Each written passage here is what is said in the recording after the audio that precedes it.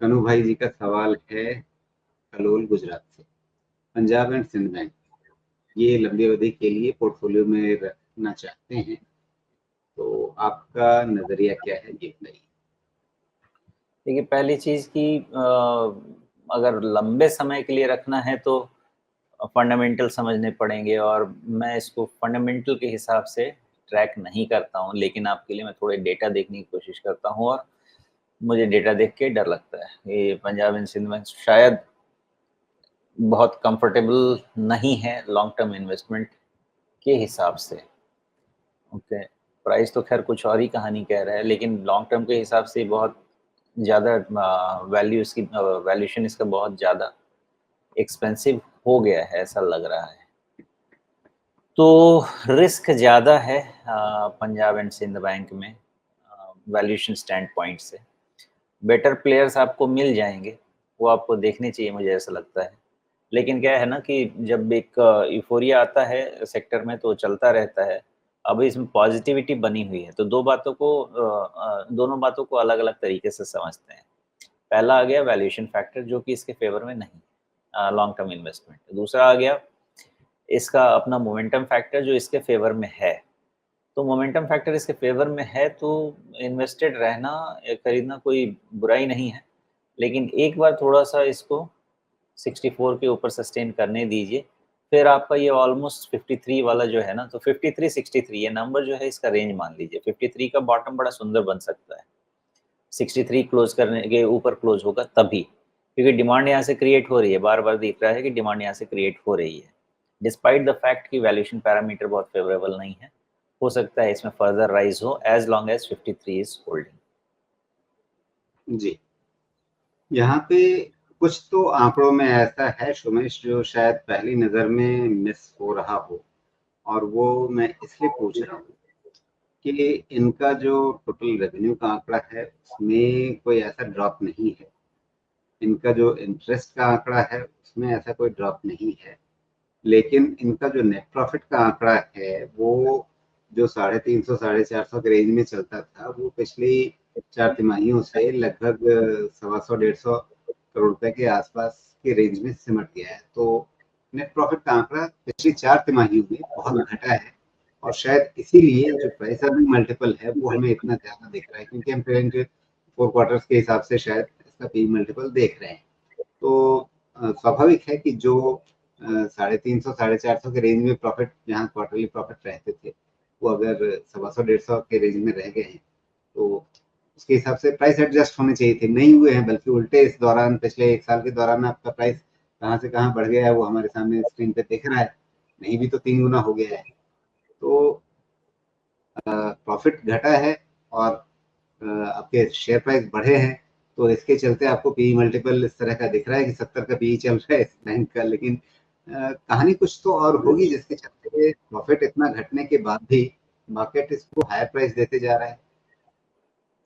नहीं, मैं नहीं समझता कहानी कुछ और है राजी।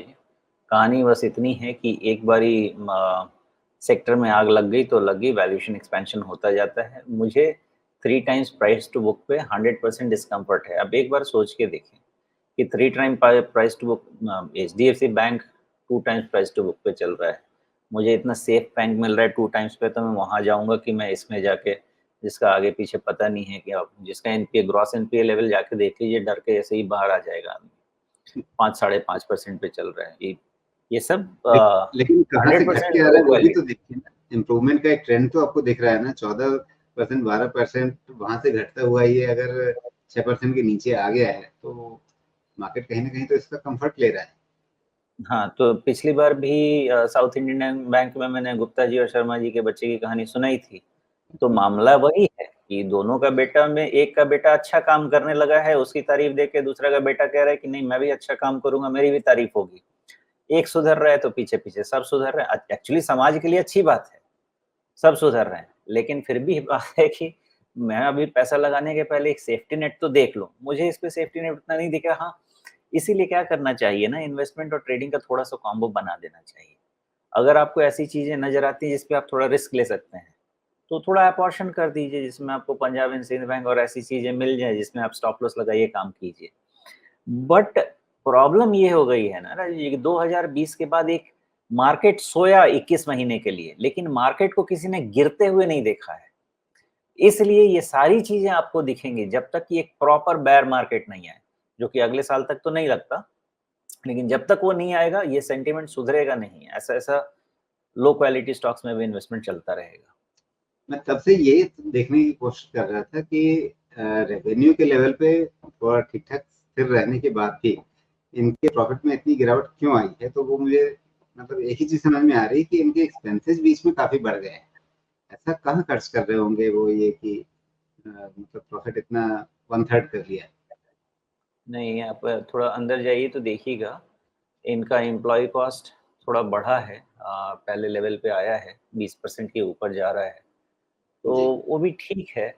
हो सकता है कि नेट प्रॉफिट और भी कुछ कारण होगा, ये ढूँढना पड़ेगा अंदर जाके जी क्या कारण है इतना गिरने का। हाँ, दूसरी चीज़ ये भी है कि आप जो अदर इनकम का कॉम्पोनेंट देखेंगे, तो जहाँ-जहाँ आपको नेट प्रॉफिट ज़्यादा दिख रहा है ना, जी वहाँ थोड़ा अदर इनकम का कॉम्पोनेंट भी एक आधा बड़ी काफ़ी जगह बढ़ा हुआ है। थोड़ा-सा डीप जी जाके देखना पड़ेगा इस चीज़ को, कहाँ मामला है। बिल्कुल।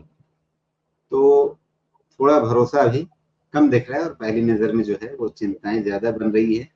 और फिर अगर सीधे-सीधे कहें तो इतना दिमाग इस पे लगाएँ उससे बढ़िया है, बहुत सारे आपको बैंकिंग सेक्टर में ही नाम देखने हैं, तो आपके पास बहुत सारे विकल्प बचे हुए हैं, तो फिर क्यों यहाँ पे इतना सिरदर्द पालना है?